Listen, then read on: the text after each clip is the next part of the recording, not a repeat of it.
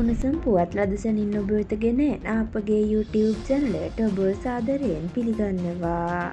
මෙන්න දැන් ලැබුණු තවත් උණුසුම් පුවතක්. කාසල් වීදියේ කාන්තා රෝහලේදී දරුවන්ගේ ලිංගිකත්වය වෙනස් කිරීමේ සැත්කම් හෝ ප්‍රතිකාර සිදු කරනු ලබන බවට සමාජ මාධ්‍ය හරහා සංසරණය වන පුවත් සම්පූර්ණයෙන්ම සාවද්‍ය බව එම රෝහලේ අධ්‍යක්ෂ වෛද්‍ය අජිත් දන්තනාරායන මහතා පවසනවා. විශේෂ නිල නිවේදනයක් නිකුත් කරමින් රෝහල් අධ්‍යක්ෂකවරයා අවධාරණය කරන්නේ එවැනි කිසිදු වෛද්‍ය විද්‍යාත්මක ක්‍රියාවලියක් හෝ සැත්කමක් මෙම රෝහල් පරිශ්‍රය තුළ සිදු නොවන බවයි. මෙම අසත්‍ය ප්‍රචාරයන් සම්බන්ධයෙන් ඕනෑම මට්ටමක විමර්ශනයක් සිදු කිරීමට වගකිව යුතු අංශවලට අවශ්‍යතාවක් පවතින්නේ නම් ඒ සඳහා රෝහල් පාලනාධිකාරියේ පූර්ණ විවෘතභාවය සහ සහයෝගය හිමිවන බවද රෝහල් අධ්‍යක්ෂවරයා නිකුත් කළ නිවේදනයේ වැඩිදුරටත් දැක්වෙනවා.